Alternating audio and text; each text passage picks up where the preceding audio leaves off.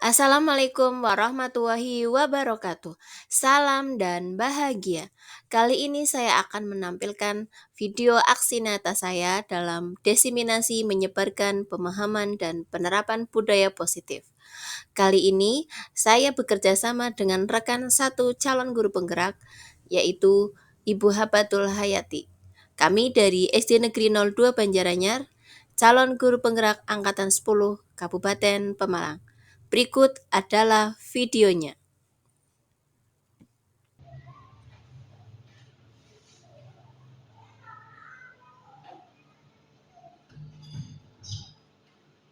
Assalamualaikum warahmatullahi wabarakatuh. Waalaikumsalam warahmatullahi wabarakatuh. Alhamdulillahirabbil alamin. Wa bihi nasta'in ala umuri dunya wassalatu wassalamu ala asrofil anbiya'i wal mursalin sayyidina Muhammadin wa ala alihi washabbihi ajma'in. Rabbi shrah li sadri wa yassir li amri wahlul 'uqdatam min lisani yafqahu qawli. Kepada yang terhormat Ibu Kepala Sekolah SD Negeri 02 Banjaranyar, kepada yang kami hormati Bapak Ibu Guru serta staf SD 02 Banjaranyar, pertama-tama marilah kita panjatkan puja dan puji syukur kehadirat Allah Subhanahu wa Ta'ala yang telah memberikan nikmat kepada kita, nikmat sehat, sehingga pada pagi hari ini kita dapat berkumpul dalam diseminasi budaya positif, yang mana ini adalah tugas dari kami, yaitu tugas untuk CGP Angkatan 10. Terima kasih kedatangannya Bapak Ibu, menyempatkan waktunya pada pagi hari ini yang seharusnya sudah kondur, tapi kami meminta waktu sebentar untuk sharing. Ini belajar bersama nggih, boten menggurui, boten wonten sing paling sami nggih sami belajar. Tak lupa salawat serta salam tetap kita haturkan kepada junjungan Nabi Agung Nabi Muhammad SAW yang kita nantikan syafaatnya baik di dunia maupun di akhirat nanti. Amin amin ya rabbal alamin. Untuk acara pada pagi hari ini, yaitu yang pertama adalah pembukaan, yang kedua sambutan dari Kepala Sekolah SD Negeri 02 Banjaranyar, yang ketiga pemaparan materi. Nanti ada dua pemapar, yaitu yang pertama saya, Ibu Habatul Hayati, dan yang kedua Ibu Tarinur SPDI. Acara yang keempat yaitu lain-lain, dan yang terakhir doa penutup. Untuk mengawali acara pada pagi hari ini, marilah kita bersama-sama membaca Alkitab ila hadrati Nabi Mustafa Rasulullah SAW. Al-Fatihah. A'udzubillahi minasyaitonirrajim. Bismillahirrahmanirrahim. Alhamdulillahirabbil alamin. Ar-Rahmanirrahim. Maliki yaumiddin. Iyyaka na'budu wa iyyaka nasta'in. Ihdinas siratal mustaqim. Shiratal ladzina an'amta 'alaihim ghairil maghdubi 'alaihim waladdallin. Semoga dengan pembacaan Fatihah tadi akan memperlancar acara pada pagi hari ini, yang insya Allah akan dilaksanakan 1 jam ke depan. Untuk acara berikutnya yaitu sambutan dari Kepala Sekolah SD Negeri 02 Banjaranyar kepada Ibu Eni Trihandini SPD, kami persilakan.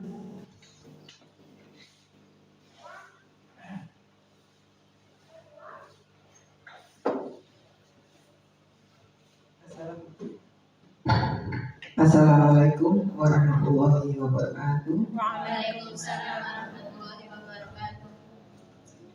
Kepada Bapak Ibu penyaji yang saya hormati, pada Bapak Ibu peserta yang saya hormati pula, puji syukur kita panjatkan kehadirat Allah Subhanahu wa Ta'ala yang memberikan kita nikmat sehat, sempat untuk mengikuti diseminasi pembiasaan baik pada pagi hari ini. Salawat serta salam senantiasa tercurah kepada junjungan kita Nabi besar Muhammad Shallallahu Alaihi Wasallam. Semoga kita mendapatkan syafaatnya.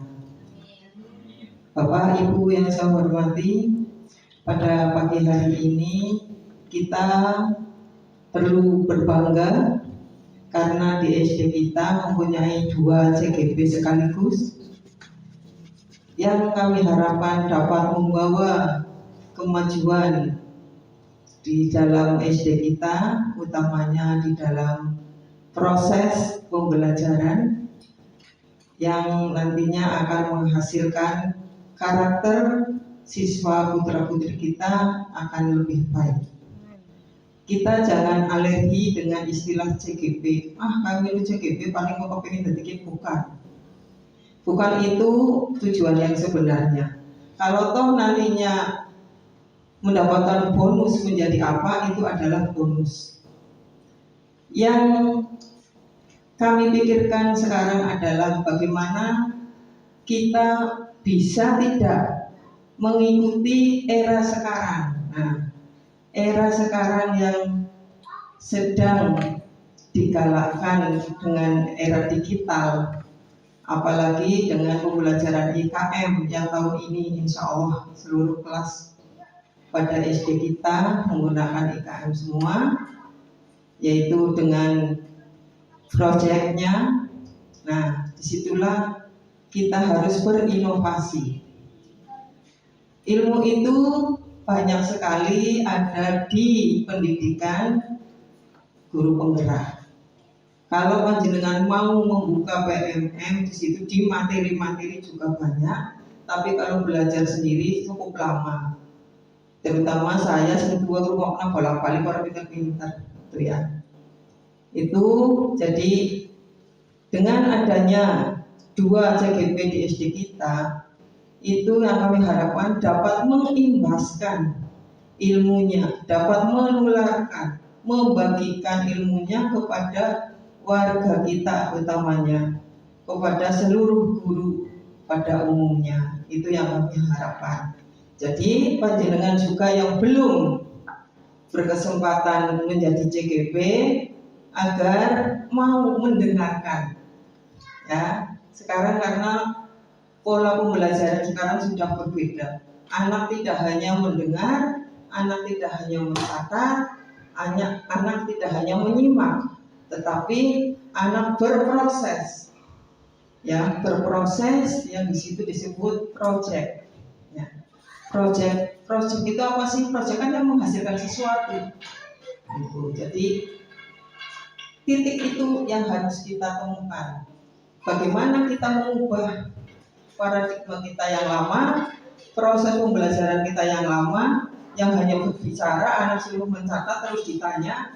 Sekarang anak harus langsung mempraktekkan dengan cara kita memberikan ceramah bervariasi, tapi anak langsung praktek. Nah, pola itu yang harus kita tingkatkan. Jangan hanya catat, jelasnya tinggal wis, bukan itu sekarang pembelajarannya.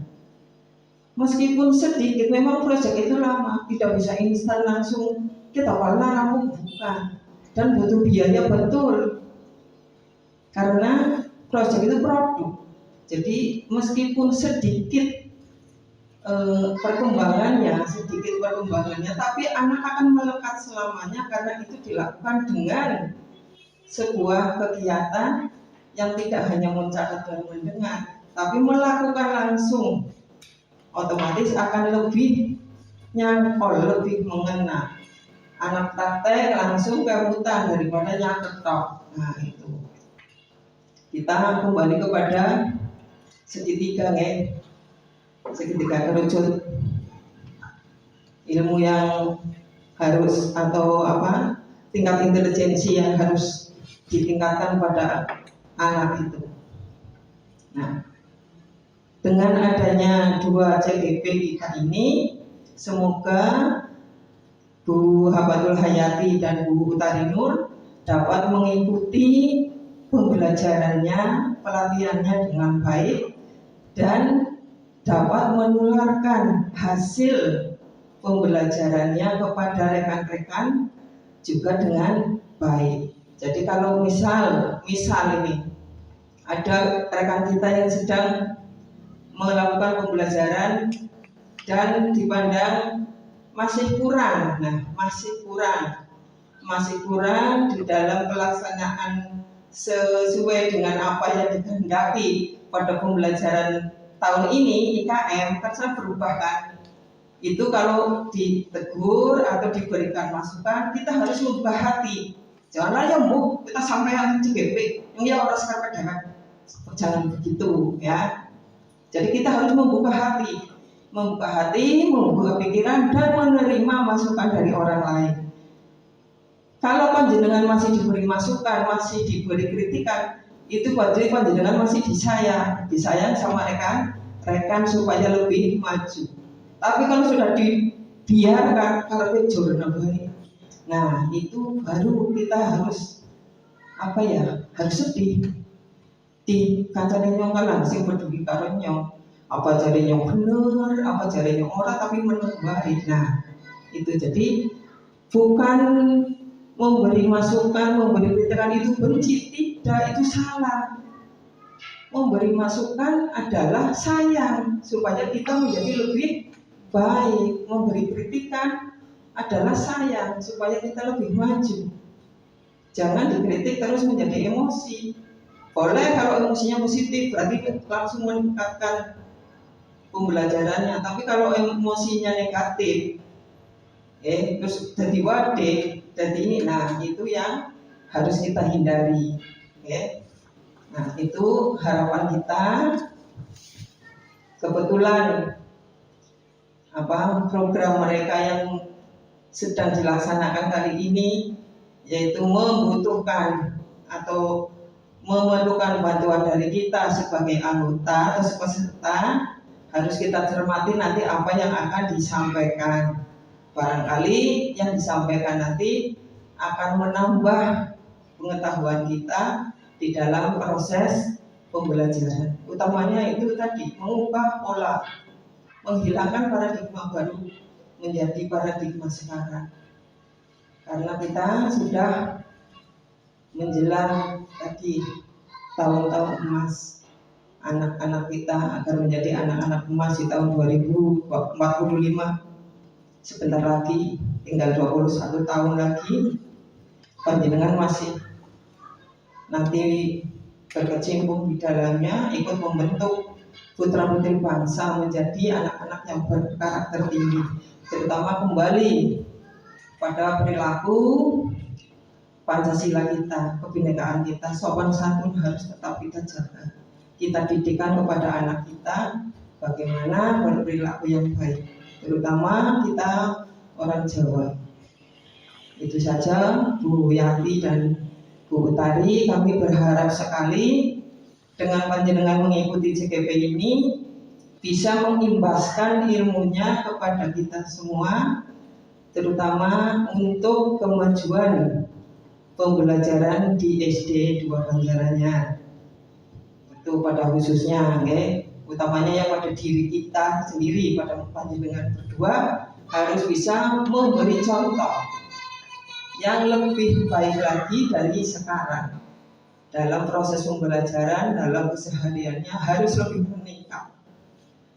Itu jangan malah menurun, harus meningkat karena ilmu yang sudah kita dapat juga meningkat.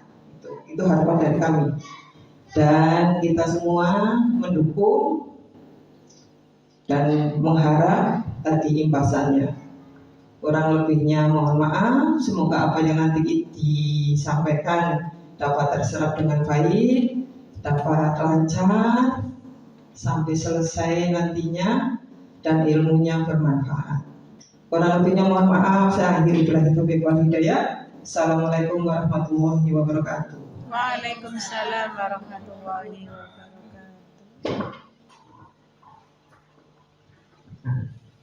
Terima kasih kami sampaikan. Untuk acara berikutnya yaitu pemaparan materi. Di sini nanti akan dibagi dua, yaitu materi ada 7. Yang pertama adalah perubahan paradigma belajar.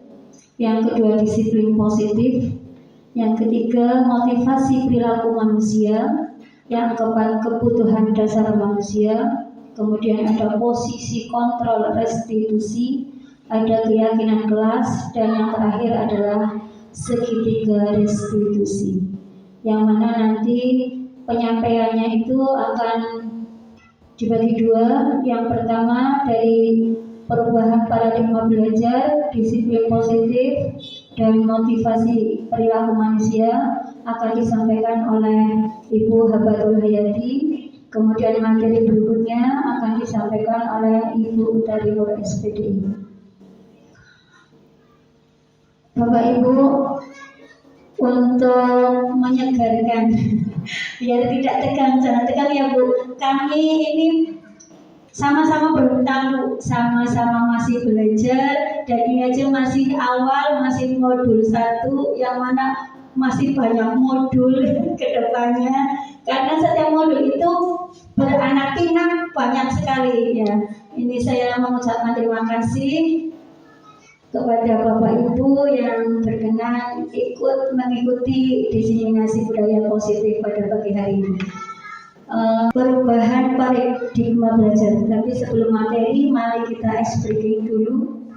Tepuk ya Bu, dengan tepuk agar tidak bosan penyegaran, biar fokus.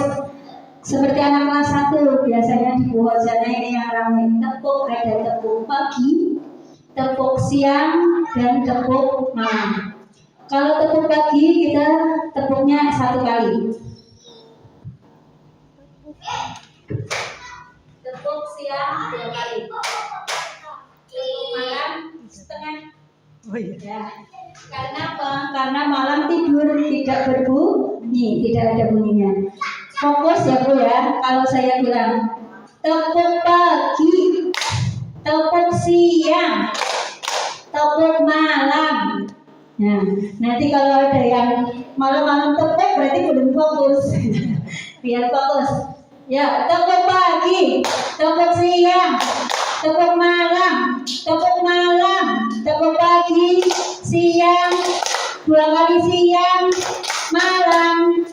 Ya udah sudah fokus semua. Nah, untuk materi yang pertama yaitu perubahan paradigma belajar. Apa itu paradigma pendidikan? Perubahan paradigma pendidikan, perubahan paradigma pembelajaran ini merupakan pergeseran antara stimulus respon menjadi teori kontrol. Coba sebelum kita masuki materi ini saya akan permainan. Cobalah buka tangan kita, coba kita kepalkan ya. Kita berperan A dan B, yang mana A mengepalkan tangan, di mana di dalam tangan ini ada sesuatu yang sangat berharga dan tidak bisa dikeluarkan karena ini sangat penting. Coba Ibu bayangkan, yang dipegang ini adalah sesuatu yang sangat penting, sangat berharga. Nah, teman yang B berusaha untuk ngakali. Biar ini buka, ini gimana caranya? Nah, bisa dengan kritikan, bisa dengan rayuan, bisa dengan sokokan iming-iming atau imbalan atau apa? Coba bayangkan Anda memegang sesuatu yang sangat penting. Apa saja yang sangat penting. Kemudian teman yang B berusaha untuk mengakali, untuk biar tangan ini bisa membuka. Coba bayangkan misalnya yang berdekatan, Bu Nida sama Bu Saki atau siapa. Nah, coba siapa yang mau berpendapat, apakah Bapak Ibu akan membuka dengan teman yang tadi sudah menggoda dengan segala cara ini bisa terbuka. Coba Bu Nida gimana? Pendapat Bu Nida gimana? Apakah akan membuka? Ini di sini tidak ada benar dan salah ya, tidak ada benar dan salah. Kita sama-sama. Kalau menurut Bu Nida gimana? Kalau Bu Nida punya sesuatu yang sangat penting, sangat berharga, kemudian sama Bu Sabi dirayu, digitik atau dia ingin juga diimingi kasih uang misalnya atau kasih yang lebih berharga, apakah Bu Nida akan memberikannya? Tidak ya, tidak akan saya berikan karena itu sangat berharga untuk saya. Ya, dipertahankan, tetap saya genggam. Ya. Mungkin ada yang berpendapat lain. Menurut Bu Nida, saya akan mempertahankan ini karena ini penting sekali bagi saya. Jadi saya tidak akan membukanya. Yang Bu Nida bayangkan apa yang penting menurut Ibu di dalam genggaman tangan Ibu ini apa? Apakah emas? Anak, iya ya. Kita punya anak, kalau anak kita diminta orang lain tentu bertahan ya, bertahan walaupun diiming-imingi apapun kita akan mempertahankan anak kita ya. Coba ada yang berpendapat lain mungkin. Kalau bujaan gimana bujaan? Mau membuka atau tetap menutup? Oh, tetap menutup. Tetap kekeh ya dengan modalnya. Apakah ada yang berpendapat lain? Ada yang mau membuka? Mungkin tergoda. Ayo Pak Dede. Karena yang meminta ini dengan kasihan memelas akhirnya lah ya wis sebenarnya bisa. Ada tega gitu ada. Apakah semuanya sepakat akan mempertahankan ini? Sepakat akan mempertahankan. Nah, ini adalah teori kontrol ya. Ada yang berpendapat tidak, karena ini sangat berharga untuk saya, jadi saya tidak akan mau memberikannya kepada siapapun. Nah, tapi ada seorang yang misalnya yang meminta itu sudah sangat memelas. Kalau ini tidak diberikan, kasihan kepada yang merayu misalnya, maka akan terbuka. Tapi dengan syarat misalnya, dengan syarat oleh, tapi syaratnya bisa. Nah, itu adalah kontrol kita. Sama saja kalau kita menginginkan sesuatu itu apa? Yang bisa mengontrol diri kita adalah kita sendiri, bukan orang lain. Ya. Ketika kita berinteraksi dengan orang lain, seseorang berusaha menampilkan perilaku yang dianggap paling tepat bagi dirinya, yaitu perilaku yang dapat menyelamatkan dia, menyelamatkan dari yang negatif, misalnya ya kayak tadi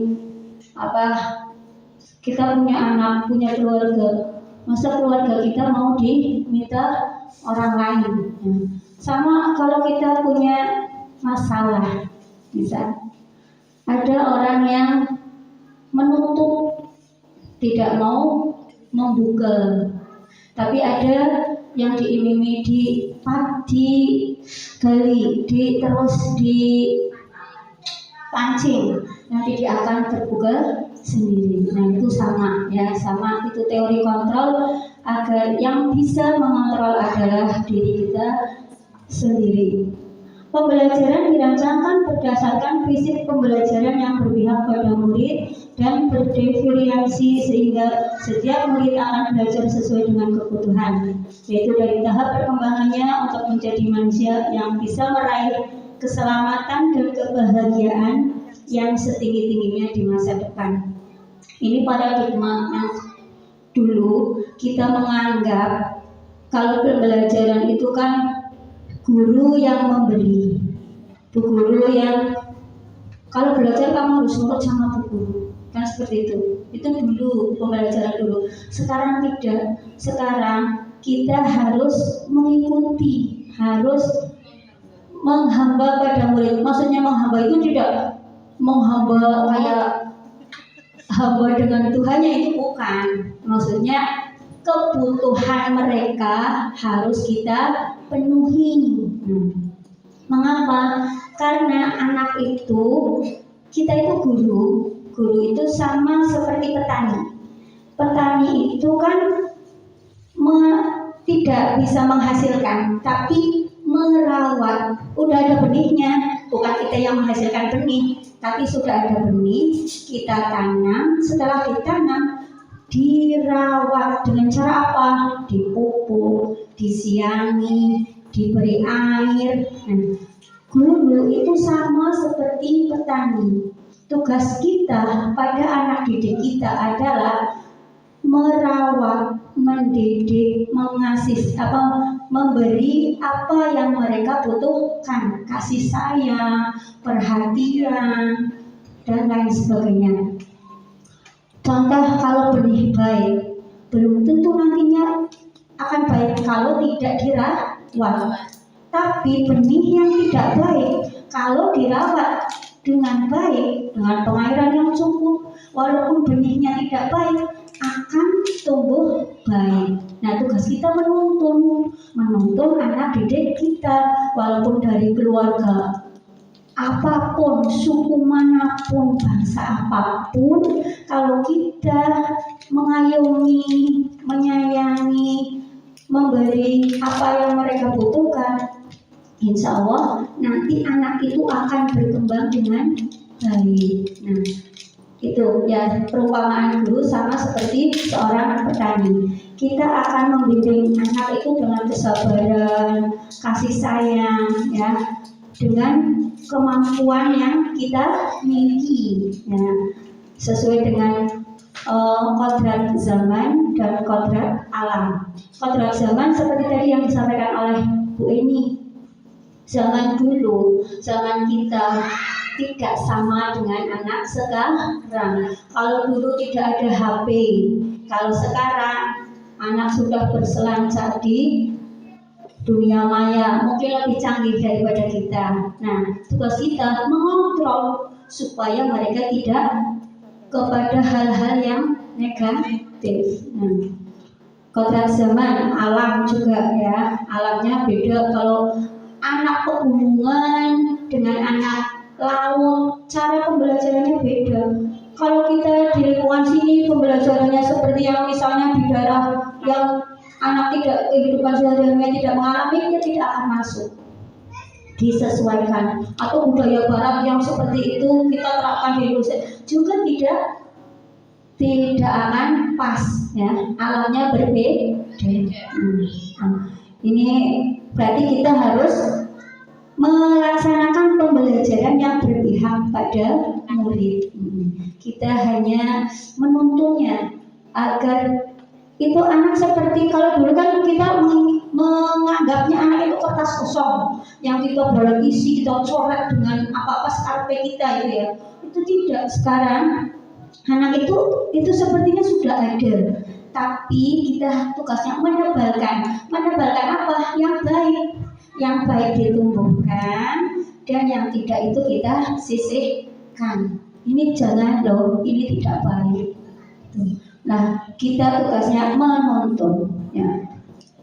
Kemudian paradigma ini, ya, yang pembelajaran dulu, bagaimana sekarang, terutama yang seperti guru senior kayak Bu Cah mesti mengikuti, ya, dari KTSP, kemudian kurikulum CPSA, kurikulum 13, dan yang terakhir sekarang kurikulum Merdeka. Itu mesti ada peralihan dan ada plus minusnya masing-masing. Kemudian yang kedua adalah disiplin positif. Makna kata disiplin itu sendiri adalah sesuatu yang dilakukan seorang kepada orang lain untuk mendapatkan kepatuhan. Disiplin itu apa sih, Bu? Bapak Ibu, siapa yang tahu disiplin itu apa? Peraturan yang berlaku, ya, kebiasaan lingkungan Ya, disiplin itu agar orang lain patuh sesuai apa yang kita mau, ya. Yang dimaksud dengan disiplin positif adalah pendekatan untuk mendidik murid yang bertujuan untuk membentuk kontrol diri dan meningkatkan kepercayaan diri sehingga mereka bisa berperilaku dengan berpedoman kepada nilai-nilai kebajikan universal.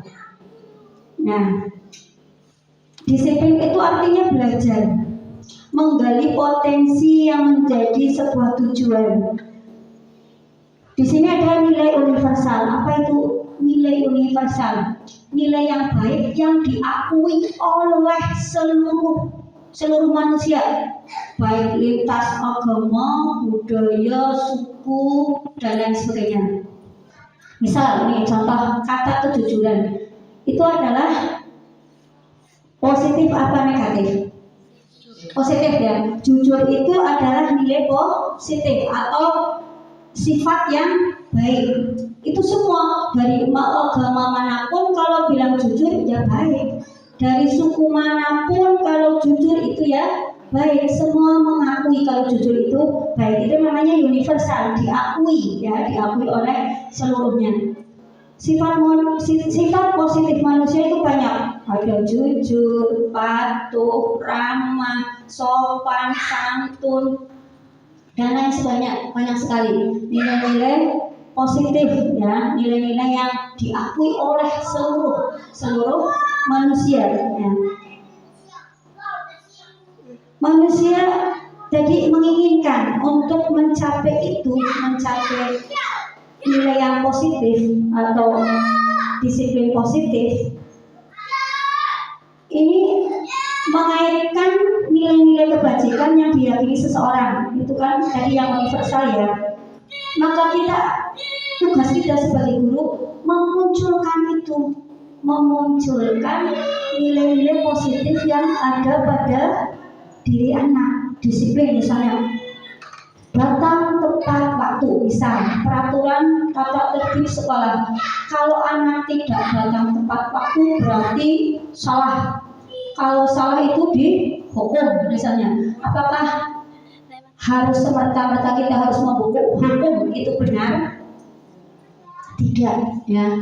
Karena apa? Karena dalam pikiran anak hukuman itu sesuatu yang mengerikan, sesuatu yang menakutkan untuk anak-anak, ya.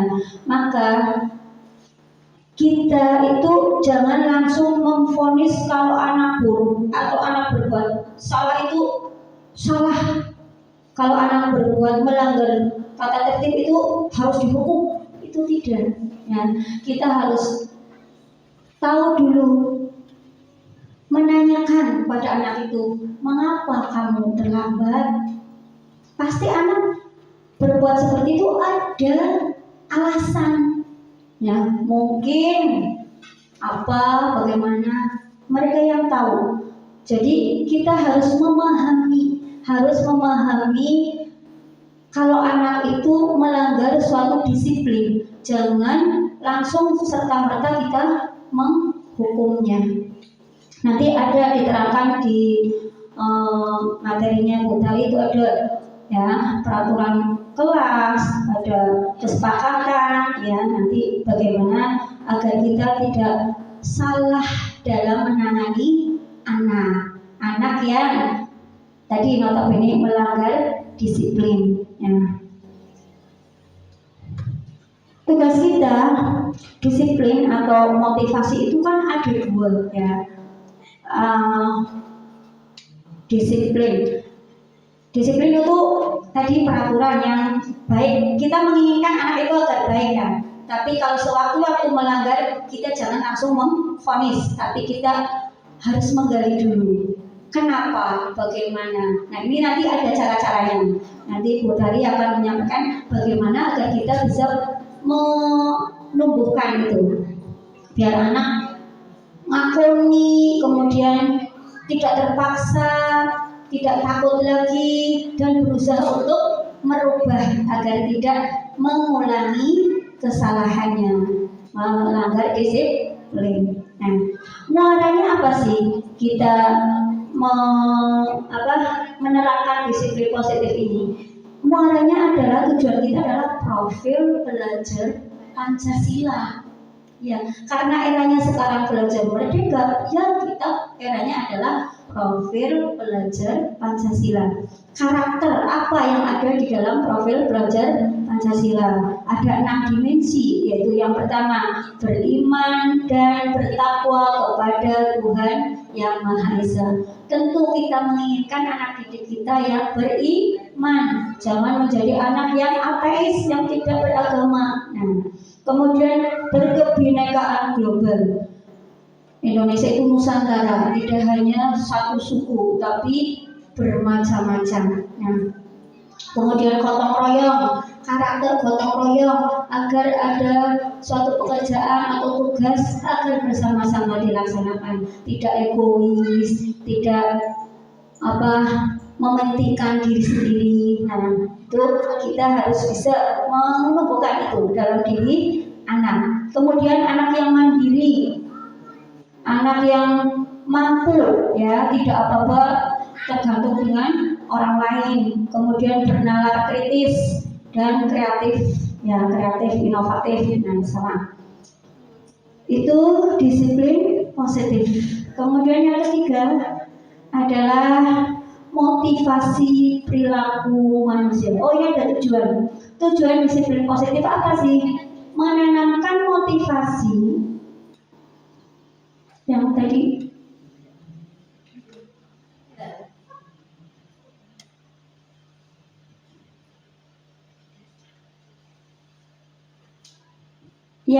memang mengarahnya adalah profil belajar Pancasila. Tujuannya menanamkan murid-murid kita menjadi orang yang mereka inginkan, menghargai diri sendiri dengan nilai-nilai yang mereka percaya.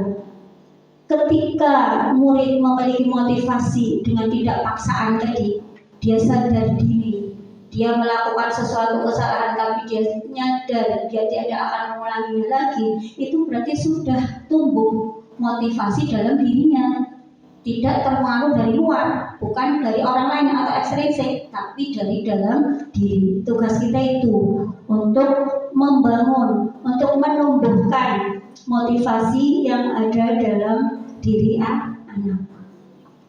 Lanjut Bu ke materi motivasi.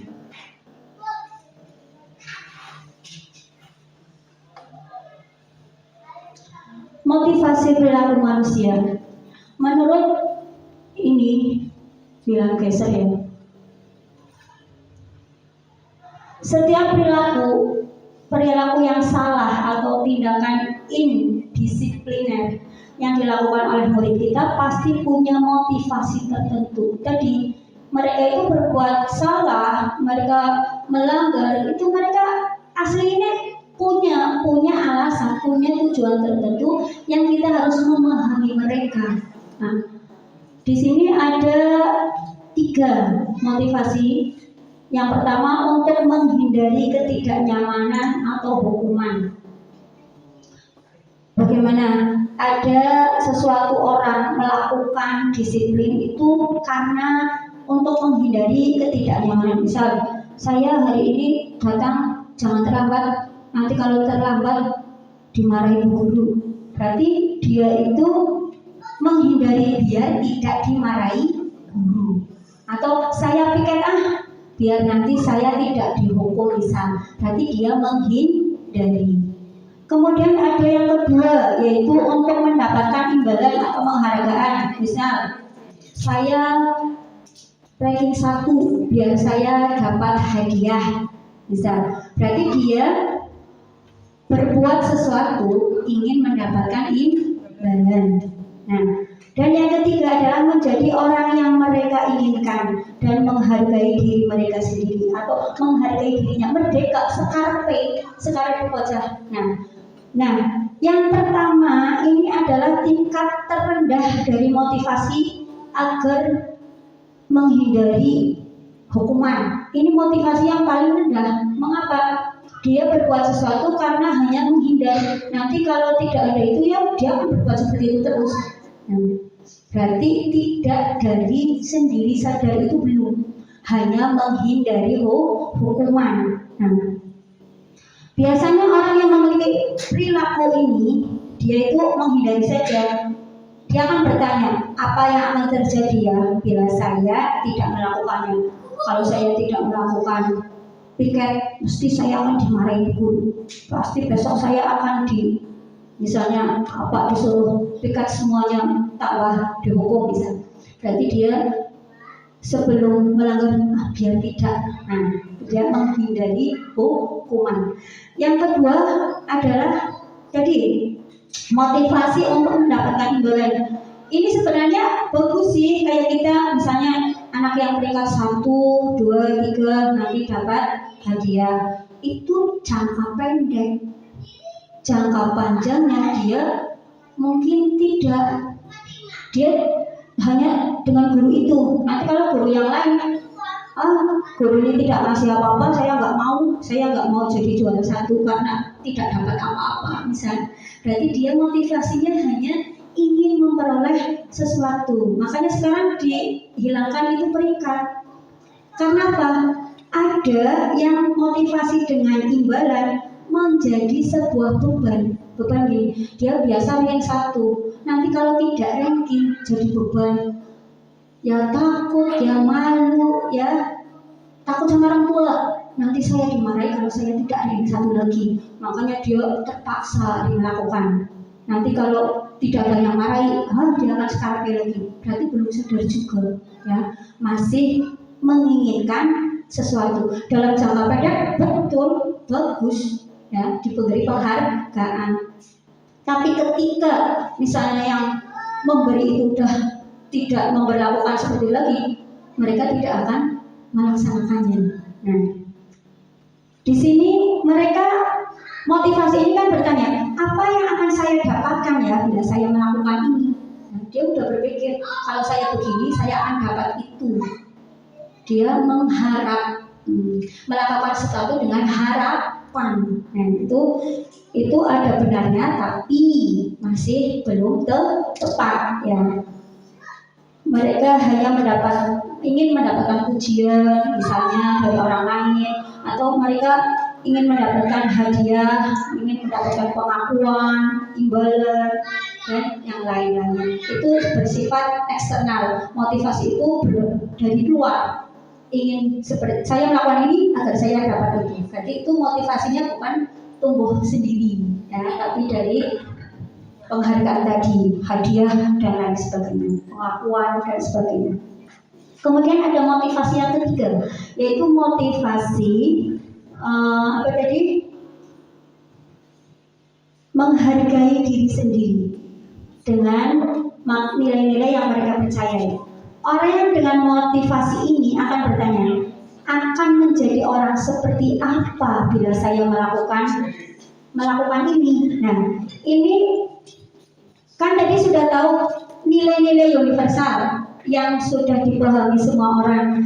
Berarti saya datang tepat waktu bukan karena hukuman, bukan karena biar saya nanti dipuji sama guru, atau biar saya nanti diakui sayalah yang tidak, ya. Mereka sadar diri kalau saya nanti datang terlambat, resikonya saya nanti terlambat, tidak bisa mengikuti pelajaran dengan utuh, dengan lengkap. Yang rugi siapa? Saya sendiri. Nah, ini sadar. Nah, disiplin inilah yang kita, motivasi ini yang kita butuhkan pada anak didik ini. Tidak terpengaruh dari luar, tapi sadar dari diri sendiri.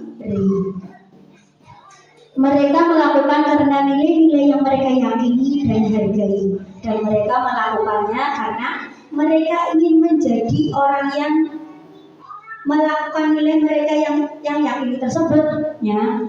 Berarti kalau dia baik, pasti orang-orang akan menganggap baik, ya. Tidak dari jarak tok, tapi semuanya. Nah, tugas kita ini, ya, menumbuhkan motivasi yang ketiga. Ya. Tujuan dari disiplin positif adalah menanamkan motivasi yang ketiga pada murid-murid kita untuk menjadi orang yang mereka inginkan dan menghargai dirinya sendiri dengan nilai-nilai yang mereka yakini. Ini insya Allah akan jangka panjang. Dimanapun mereka berinteraksi, tidak hanya takut di sekolah saja, di dunia kerja mereka akan disiplin dengan sendirinya, tidak dengan paksaan, tidak dengan apapun, sudah konsekuen dirinya. Kalau saya begini, nanti saya seperti ini, yang rugi saya sendiri. Nah, inilah pengaruh ini ya tentang motivasi. Konsep disiplin nanti akan dilanjutkan. Setelah motivasi adalah ada materi tentang kebutuhan dasar manusia yang akan disampaikan oleh Ibu Utari Nur SPDI. Monggo Bu Utari.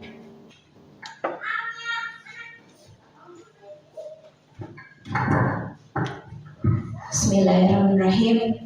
Assalamualaikum warahmatullahi wabarakatuh. Yang terhormat Ibu Kepala SD Negeri 02 Banjaranyar, yang terhormat rekan-rekan, semangat Bapak Ibu, semangat ya. Sebelum saya melanjutkan materi, bagaimana kalau kita ice breaking dulu? Saya minta semuanya berdiri.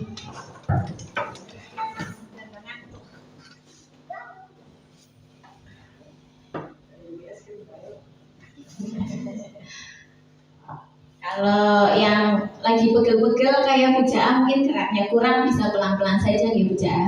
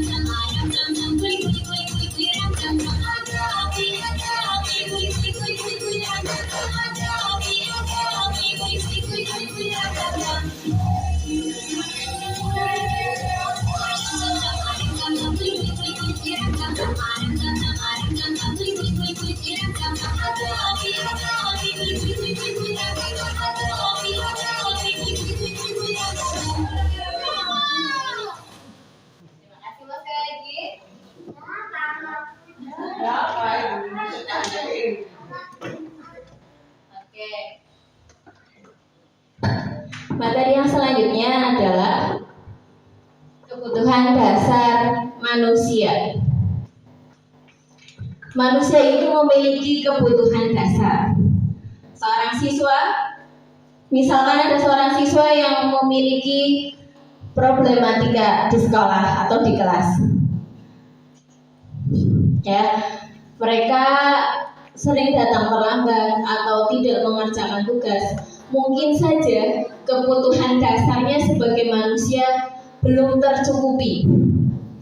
Kebutuhan dasar manusia yang pertama adalah kebutuhan bertahan hidup. kebutuhan yang bersifat fisiologis untuk bertahan hidup, misalnya kesehatan, rumah, dan makanan. Ya. Yang kedua adalah kasih sayang dan rasa diterima. Kebutuhan akan hubungan dan koneksi sosial, kebutuhan untuk memberi dan menerima kasih sayang, dan kebutuhan untuk merasa menjadi bagian dari suatu kelompok. Ya. Mungkin kalau ada anak yang bermasalah, ada salah satu kebutuhan dasarnya yang belum tercukupi. Bukan hanya anak, tapi kita pun sebagai seorang yang dewasa membutuhkan kebutuhan dasar sebagai manusia. Seperti rasa kasih sayang, cinta, itu juga termasuk dalam kebutuhan dasar. Ya. Yang ketiga adalah penguasaan. Penguasaan yaitu berhubungan dengan kekuatan untuk mencapai sesuatu, menjadi kompeten, menjadi terampil, diakui atas prestasi dan keterampilan kita didengarkan, dan memiliki rasa harga diri. Yang keempat, kebebasan atau bahasa Inggrisnya freedom. Kebutuhan akan kemandirian, otonomi, memiliki pilihan dan mampu mengendalikan arah hidup seseorang. Dan kebutuhan yang terakhir adalah kebutuhan akan kesenangan. Kebutuhan untuk mencari kesenangan, bermain dan tertawa. Kita kalau misalkan sudah bekerja, mengajar, selesai bekerja kita berkumpul di kantor, bercanda, tertawa, itu bagian dari cara kita memenuhi kebutuhan kesenangan kita, kebutuhan dasar kita sebagai manusia. Yang selanjutnya adalah posisi kontrol. Bukan hanya dalam hal sebagai guru, namun juga sebagai orang tua. Ada 5 jenis posisi kontrol. Saya juga baru tahu setelah melakukan program ini. Saya baru sadar ternyata saya seperti ini. Ya. Saya pun di sini tidak bermaksud untuk menggurui atau bagaimana. Saya di sini karena saya terlebih dahulu mengetahui tentang ini. Yang pertama adalah menghukum. Guru biasanya memberi hukuman berupa fisik atau secara verbal ketika anak melakukan kesalahan. Hal ini berdampak tidak baik. Ya, baru saya ketahui kalau kita menjadi posisi kontrol sebagai penghukum itu tidak berjalan lama. Karena apa? Karena motivasinya yang tumbuh itu berasal dari motivasi ekstrinsik atau motivasi dari luar. Sedangkan yang diharapkan adalah seperti yang sudah disinggung oleh Bu Yati tadi, motivasi yang diinginkan adalah motivasi yang tumbuh dari diri seorang anak itu atau motivasi intrinsik. Ya. Jadi kalau kita berada di posisi kontrol sebagai penghukum, kita bisa merubah seseorang, tapi itu tidak berjalan lama. Yang kedua adalah membuat merasa bersalah. Anak ketika membuat kesalahan, guru biasanya akan mengucapkan kata yang membuat anak merasa bersalah. Contohnya, kok kamu begitu? Pak guru kecewa sama kamu. Kok kamu begitu? Nanti bu guru dimarahi kepala sekolah. Kok kamu begitu? Nanti orang tua kamu bagaimana? Nanti orang tua kamu marahi bu guru atau sebagainya. Itu adalah posisi kontrol membuat rasa bersalah. Mungkin anak ketika itu akan merasa, oh iya, apa yang saya lakukan itu salah. Tapi itu sekali lagi tidak berjalan lama. Karena apa?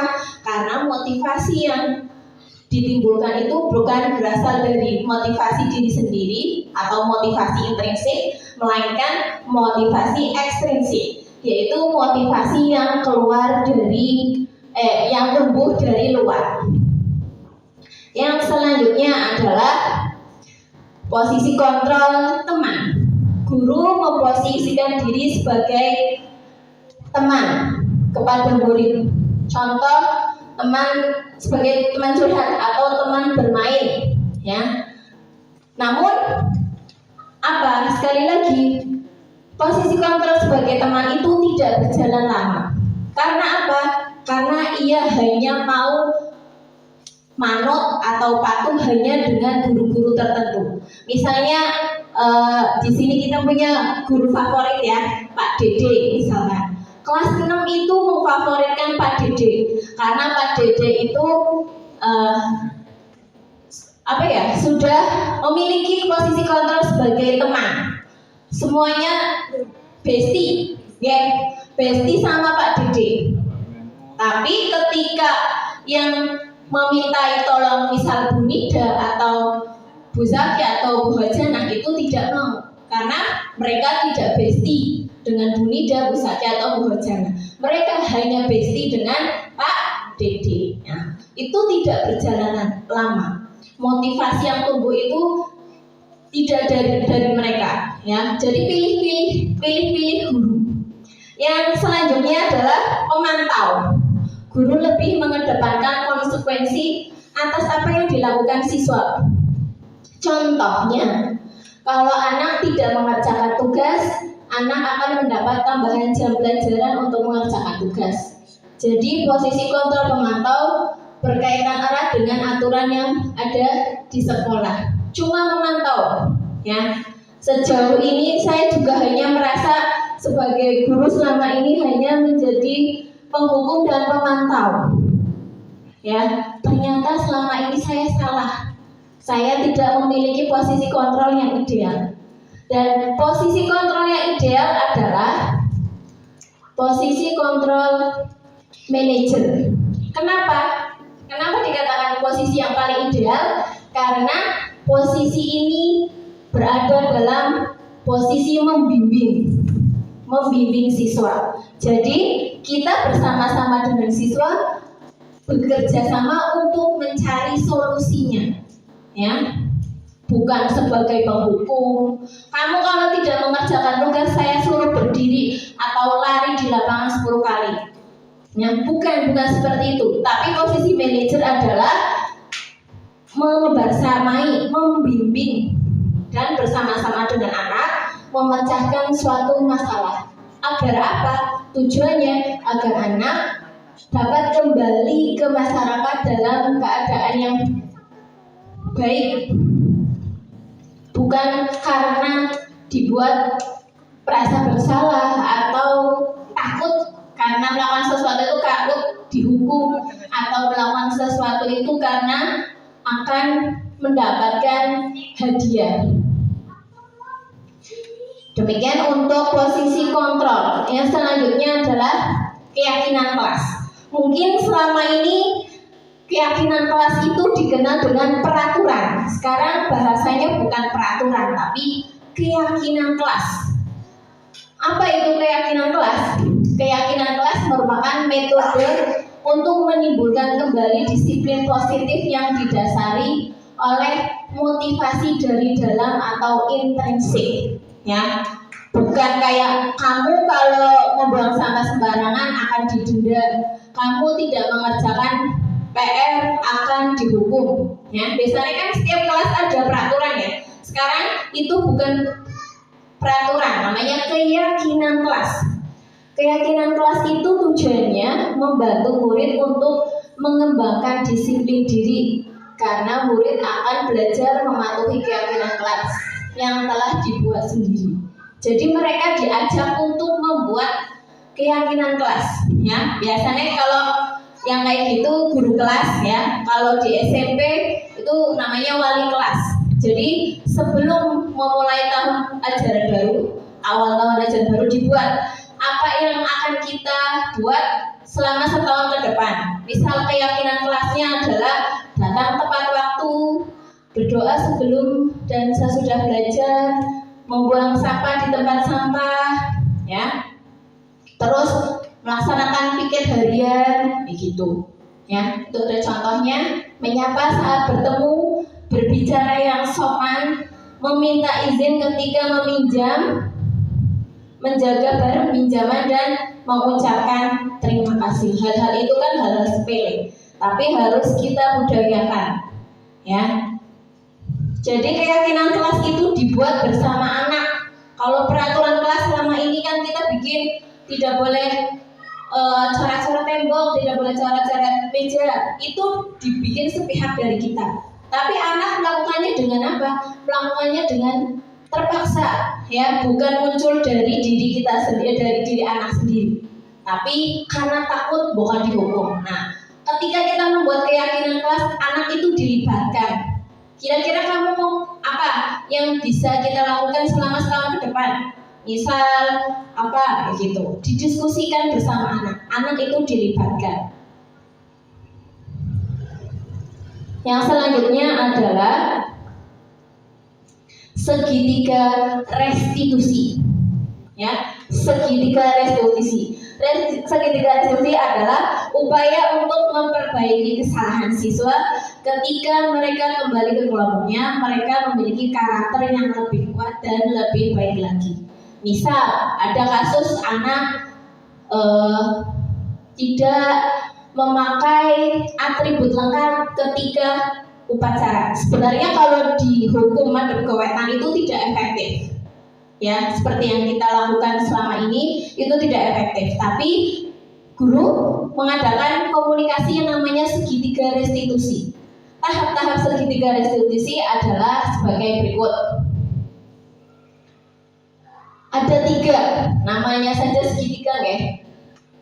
Menurut Dian Gosen dalam bukunya Restructuring School Discipline tahun 2001, segitiga restitusi ada 3 tahap. Yang pertama adalah menstabilkan identitas.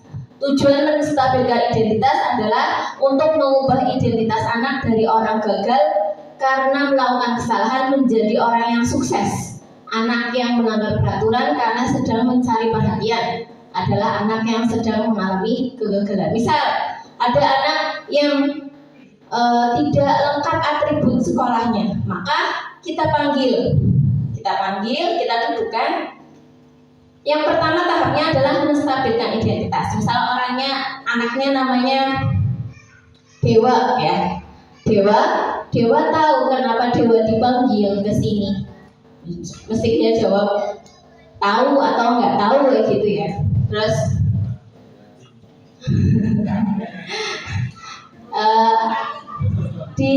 dipanggil karena apa? Karena saya tidak memakai topi misalkan. Terus kamu tahu kamu kayak gitu itu bikin salah atau tidak? Iya Bu, saya bikin salah. Kamu itu melanggar kesepakatan atau keyakinan kelas. Misalkan keyakinan kelasnya itu yang sudah dibuat sebelumnya itu memakai pakaian lengkap dalam atribut upacara, ya gitu ya. Terus yang kedua, tahap selanjutnya itu validasi tindakan yang salah.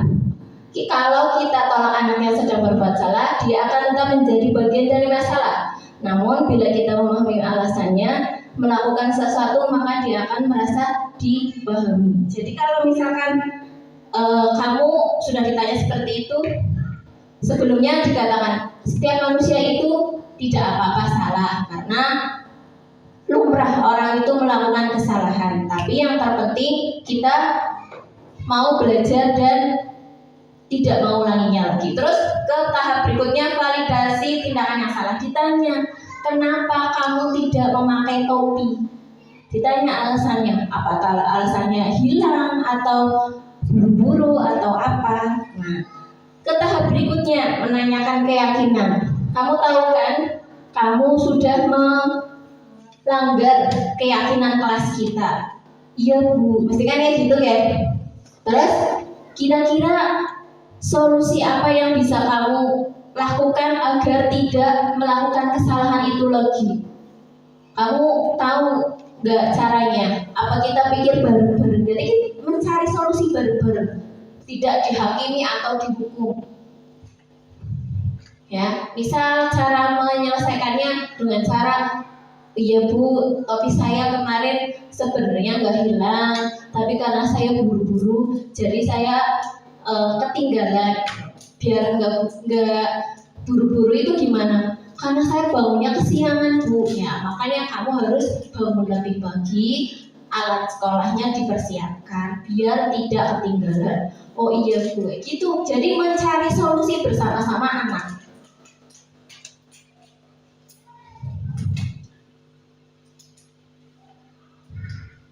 Nah, begini ya tahapannya. Yang pertama, menstabilkan identitas, ya. Nggak apa-apa, semua orang itu pernah melakukan salah.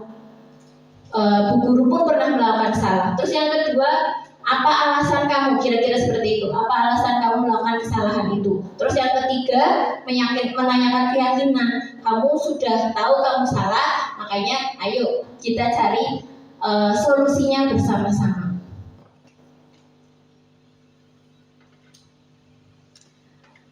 Untuk penyampaian materi, saya rasa sudah cukup sampai segitiga restitusi. Yang selanjutnya adalah berbagi praktik baik yang sudah dilakukan oleh kami. Yang pertama dari Bu Habatal Hayati. Monggo Bu.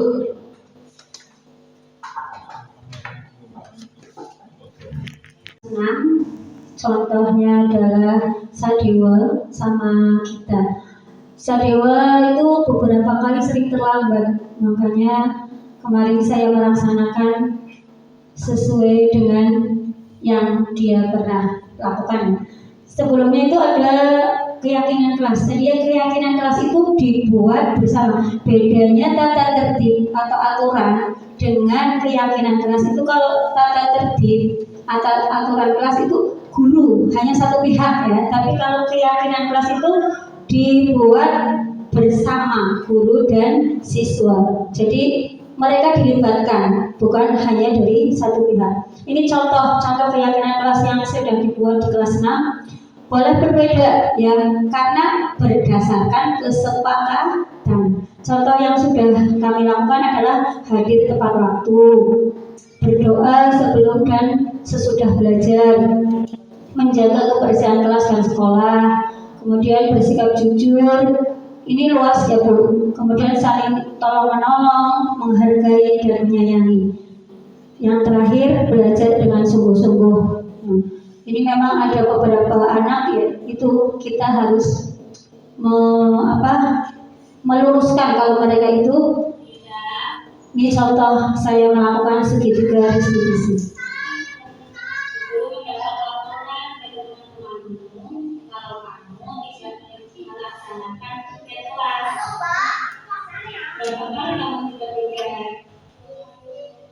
Tidak melaksanakan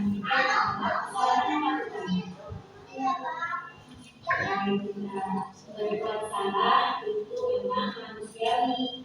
Setiap orang pasti pernah berbuat salah. Yang penting kamu bisa belajar dari kesalahan tersebut dan berusaha memperbaikinya. Setuju? Ayo kita cari solusinya. Kenapa kamu tidak melaksanakan tiket padahal itu adalah jadwal tiket kamu? Apakah alasan kamu? Kamu tahu keyakinan kelas yang sudah disepakati bersama? Kalau kamu tahu, tidak tiket itu sesuai dengan keyakinan apa tidak? Tidak. Kalau menurut kamu keyakinan apa yang sudah kamu lalui? Menurut kamu di sini itu terlihat apa tidak? Betul juga. Kamu harus bisa menghargai waktu dan kamu juga harus membersihkan sekolah biar tidak kotor. Juga bisa untuk melatih kepedulian kamu. Sekarang apa yang kamu lakukan sekarang?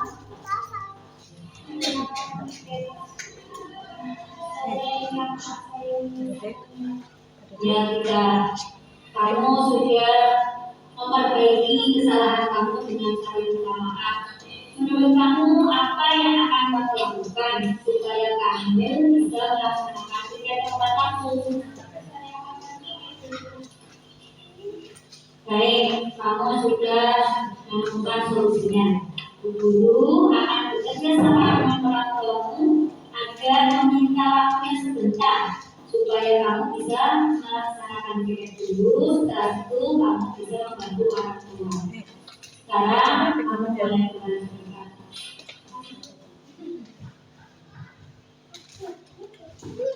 Ini contoh yang kedua nanti Bu Tari ya.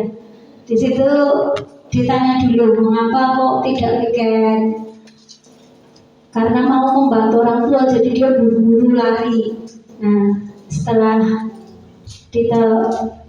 saya tadi dengan segitiga restitusi gimana biar nanti tepat kalau jadwalnya piket dia harus piket dulu walaupun ada pekerjaan lain yang sudah menunggu dia tetap harus melaksanakan tugas di sekolah dulu baru kemudian melanjutkannya di rumah. Nanti orang tua bisa ya diberitahu Bu kalau hari ini kita nih piket dulu nanti agak pulangnya mungkin nggak sama dengan temannya biar nanti kalau pulang terlambat kita tidak dimarahi oleh orang tuanya. Mungkin itu salah satu contoh segitiga restitusi yang sudah saya laksanakan di kelas. Tidak, kamu kemarin tidak pakai lari lapangan 5 kali misalnya.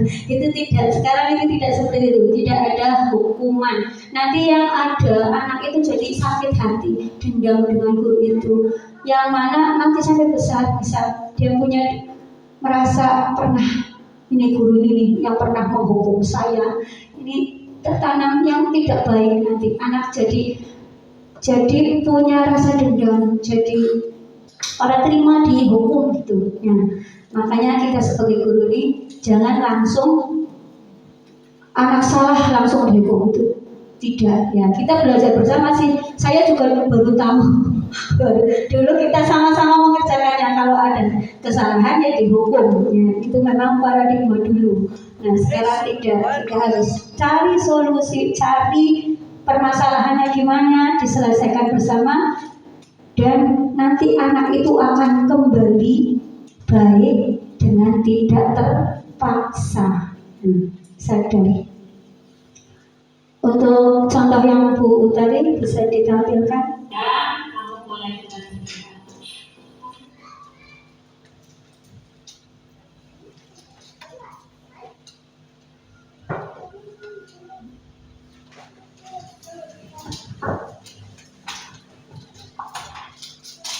Berikut contoh keyakinan kelas yang berusaha saya kampanyekan kepada anak, yaitu berdoa sebelum dan sesudah belajar, menjaga kebersihan kelas, membiasakan 3 kata ajaib, maaf, terima kasih, ya, minta tolong, dan membiasakan 5S, senyum, salam, sapa, sopan, dan santun, dan izin ketika meninggalkan kelas. Dan berikut adalah contoh segitiga restitusi yang sudah saya lakukan. Sampel saya adalah kelas 6 ya, karena kemarin jujur saja tugasnya itu deadline-nya tanggal 31 Mei, sedangkan anak kelas 1 sampai kelas 5 itu belajar di rumah ya. Jadi saya ambil sampel anak kelas 6, kebetulan pas hari pertama ujian si Mbak Dinda ini berangkatnya telat, jadi saya restitusi. Ya, guru kemarin banyak menurut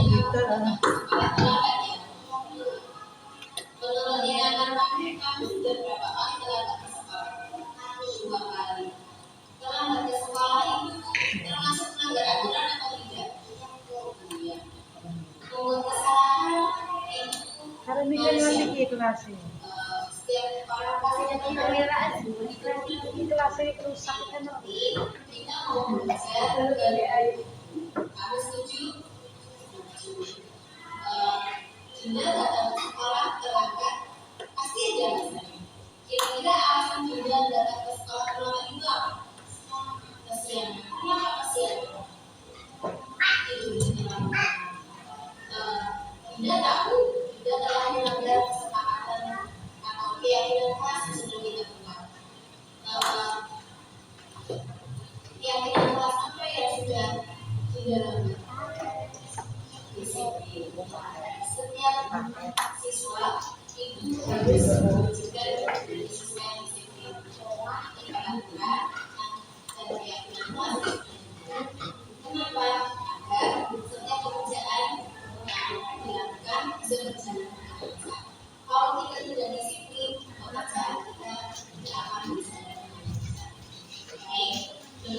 apa yang harus dilakukan agar tidak datang lambat ke sekolah.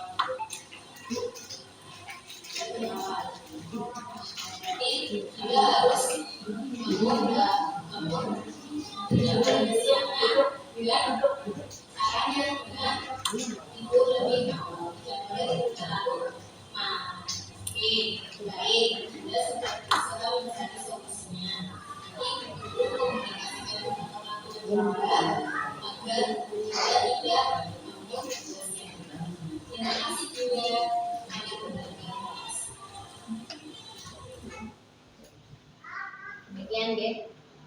Demikian contoh restitusi yang sudah saya lakukan di kelas 6, yaitu terlambat datang ke sekolah karena kesiangan, ya, kesiangan karena tidurnya terlalu malam. Jadi kita cari solusinya bareng-bareng biar tidak telat. Itu bagaimana? Biar bangunnya tidak kesiangan. Bangunnya kesiangan itu sebabnya karena apa? Karena tidurnya kemalaman. Jadi tidur di kemalaman itu dikurangi biar tidak kesiangan paginya. Mungkin materinya cukup. Kalau misalnya nanti ada yang ditanyakan, silakan tanyakan pada Bu Yati. Kita belajar bareng-bareng ya. Saya di sini sifatnya sekali lagi bukan menggurui, bukan sok pintar atau bagaimana, karena saya kebetulan sama Bu Yati itu keduluan dapat materi itu dan diamanati untuk menyebarkan atau menularkan kepada panjenengan semua. Dari saya cukup sekian. Apabila ada kata-kata yang kurang berkenan, saya mohon maaf.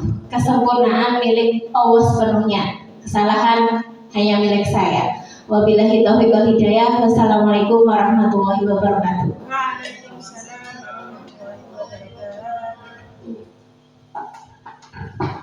Baik, berarti untuk kesimpulannya, kita dalam menghadapi anak yang tidak disiplin itu jangan memakai hukuman. Mengapa? Karena hukuman itu menyakitkan.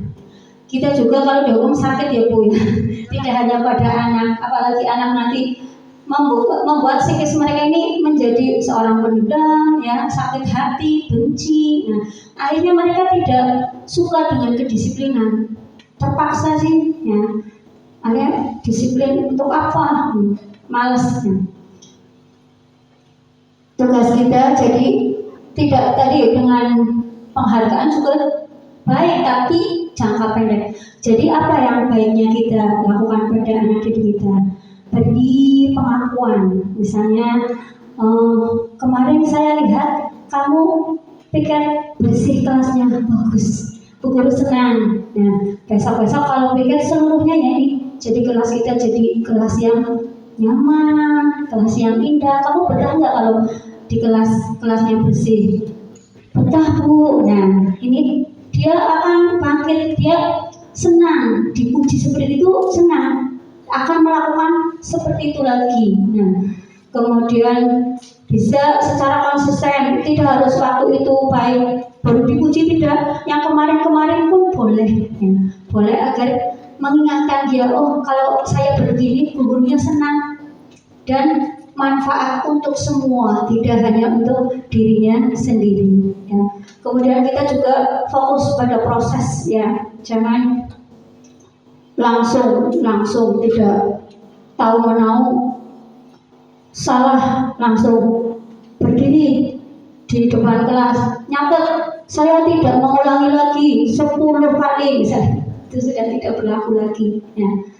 Nah, kita sebagai guru harus menjadi teladan, menjadi contoh bagi anak didik kita. Maka kita harus berhati-hati, ya. Kalau kita sudah sepakat dengan siswa, ya kita nyontongi, kita harus menjadi teladan biar mereka menyontoh kita, ya, bisa meniru apa yang baik yang bisa kita lakukan untuk anak didik kita bersama. Mungkin hanya itu saja penyampaian dari kami. Kurang lebihnya kami mohon maaf yang sebesar-besarnya. Apabila ada kata-kata yang salah, kata-kata yang kurang berkenan, kami mohon maaf yang sebesar-besarnya. Untuk refleksinya tadi ya, dari yang pertama dari ini, kita harus mengikuti perkembangan zaman. Anak adalah proyek, kita harus bisa mengubah mereka, menebalkan yang baik dan menghalau yang tidak baik, yang kurang itu harus kita pinggirkan, singkirkan ya, agar mereka menjadi generasi apa tadi Bu? Generasi yang emas ya. Harapannya memiliki anak-anak yang berkarakter ya, untuk bisa meneruskan ini pendidikan. Nah, kemudian mengubah paradigma dulu pembelajaran lama dengan pembelajaran yang sekarang. Ada dua motivasi yang dari luar, ekstrinsik, dan ada motivasi intrinsik. Kemudian penyelesaian masalah dengan segitiga restitusi. Kalau ada yang kurang tadi Bu Tari bisa bertanya pada kami di luar ini. Kurang lebihnya kami mohon maaf. Acara sudah kita lalui bersama. Mari kita baca hamdalah bersama. Alhamdulillahirabbil alamin. Cukup dari kami. Wassalamualaikum warahmatullahi wabarakatuh.